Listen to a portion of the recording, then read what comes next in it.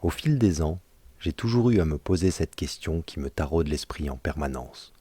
Pourquoi les 10 commandements ont-ils toujours été observés? Tous, sauf le quatrième, souviens-toi du jour de sabbat pour le sanctifier.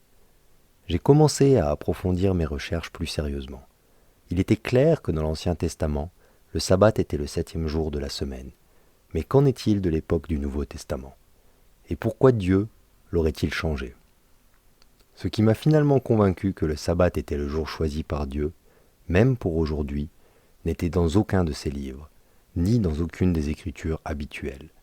Ils ont tous servi de rempart, mais ce qui m'a finalement convaincu, c'était dans la Genèse livre 1, et non ce que j'avais entendu ou lu dans l'une de mes recherches. Je suis tombé sur un rapport affirmant que le monde n'existera que pendant 6000 ans. Cela m'a intrigué, car je ne l'avais jamais entendu auparavant.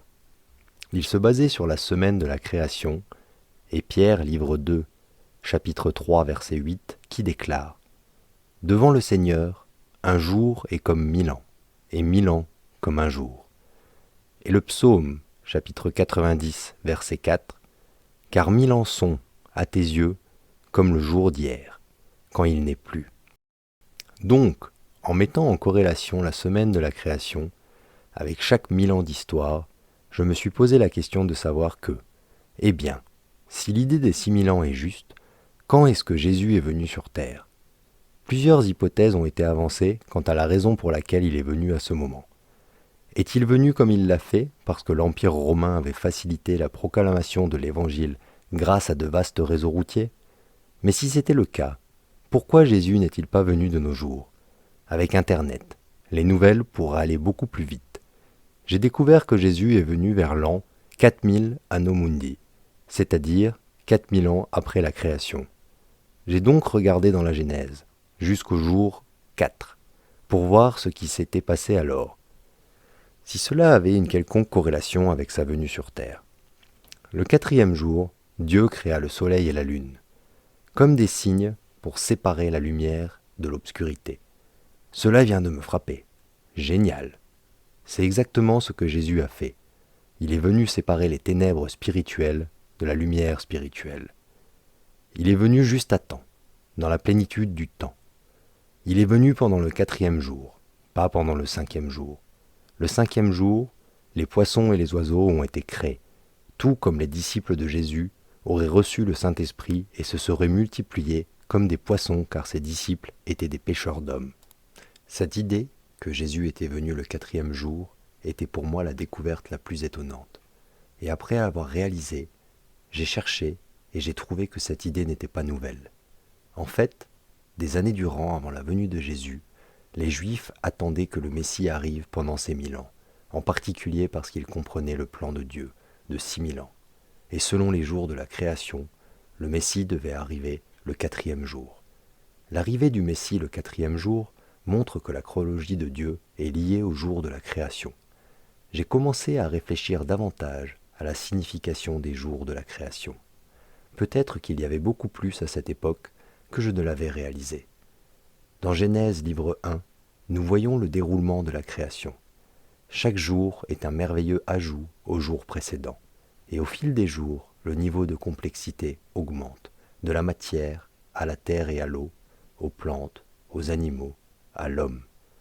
Nous pensons généralement que Dieu a cessé de créer le 6e jour, mais le 7e jour était la plus grande création de Dieu. Le 6e jour, Dieu a fait l'homme. Le 7e jour, Dieu a créé un moyen pour l'homme de marcher avec Dieu. Il a créé la vie spirituelle. Ce jour était le point culminant de la création. La création de l'homme marchant en communion avec son Dieu. C'est bien plus que d'interagir avec un autre humain. C'est un tout autre niveau de création. C'était le seul but de toute la création. C'était le cœur de Dieu, son plus beau cadeau, l'acte final, le jour qui ne devait jamais finir. Tous les autres jours de la création sont indiqués comme, et c'était le soir et le matin du 3e jour, ou du 4e jour. Mais le 7e jour n'est pas limité dans la limite de temps, comme les autres jours. Ce jour devait être un délice, une pure joie, et la jouissance de tout ce que Dieu avait créé. Mais surtout, c'était l'expression la plus complète de l'amour de Dieu pour nous, de se donner, C'était le jour de son mariage avec l'humanité. Le peuple juif considère le sabbat comme une bague de mariage. Si quelqu'un observe le sabbat, alors il est marié à Dieu. Cette idée du mariage est présente dans toutes les Écritures, Dieu désirant ardemment son peuple qui lui a été infidèle. À plusieurs reprises, Dieu supplie son peuple de lui revenir, de suivre ses voies et d'observer son sabbat. C'est comme si Dieu souffrait, aspirant à ce que son peuple se souvienne de son sabbat.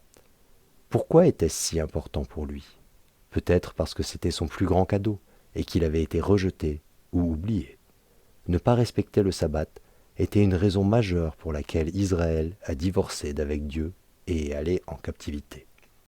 Ésaïe, chapitre 58, verset 13, dit « Si tu retiens ton pied pendant le sabbat pour ne pas faire ta volonté en mon saint jour, si tu fais du sabbat tes délices, pour sanctifier l'Éternel en le glorifiant, et si tu l'honores en ne suivant point tes voies, en ne te livrant pas à tes penchants et à de vains discours, alors tu trouveras ton plaisir dans l'Éternel. » Ézéchiel, chapitre 20, verset 21, dit « Et les fils se révoltèrent contre moi.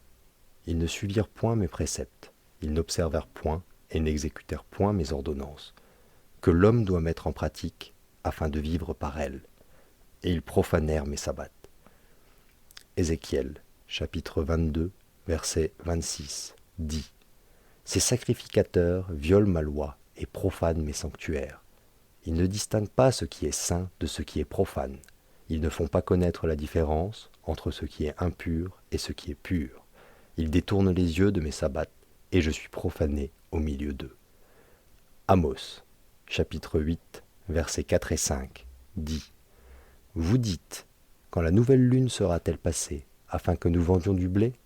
Quand finira le sabbat, afin que nous ouvrions les greniers?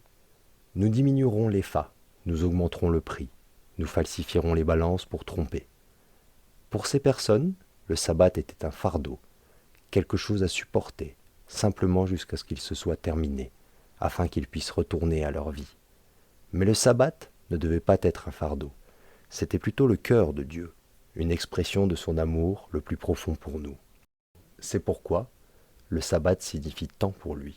Les dirigeants juifs, par l'ajout de règles sans fin, ont fait du sabbat un fardeau et ont masqué à notre vue l'intention originale. Lorsque Jésus reviendra pour établir son royaume, nous entrerons dans le règne millénaire de 1000 ans, le 7e jour de la création.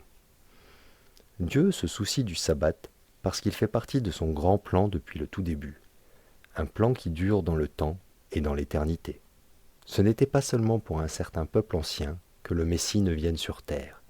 Les Israélites étaient simplement le messager de Dieu pour dire au monde ce que Dieu voulait, que tout le monde, y compris les Israélites, le sache. Les dirigeants juifs ont raté le Messie parce qu'ils s'attendaient à un royaume terrestre pour les 2 derniers jours, 2000 dernières années. Le temps de ce monde est divisé en 4 parties. 2000 ans avant la Torah, 2000 ans avec la Torah, 2000 ans du Messie, suivi du royaume millénaire à venir, de 1000 ans dont Jésus a tant parlé.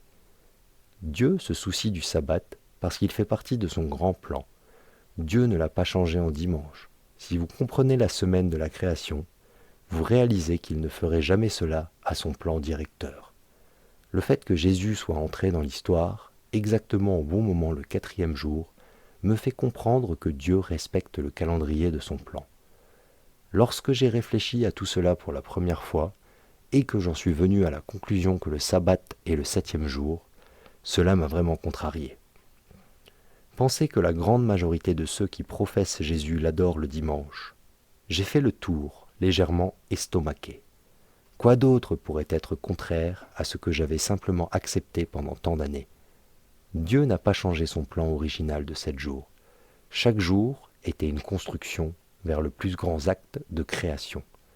Et cette plus grande création n'était pas l'homme, c'était le sabbat, l'union spirituelle de Dieu avec l'homme. Dieu n'a pas simplement pris le 7e jour comme un congé et n'a rien fait. Dieu n'a pas créé le ciel et la terre comme lieu de vie pour l'homme. Il a créé le ciel et la terre pour que Dieu puisse vivre avec l'homme. Le sabbat est le point culminant, le cœur du plan. Si chaque jour de la création était quelque chose d'un ordre supérieur à celui de la veille, alors le dernier jour était son dernier chef-d'œuvre. Pas étonnant que cela soit si important pour lui.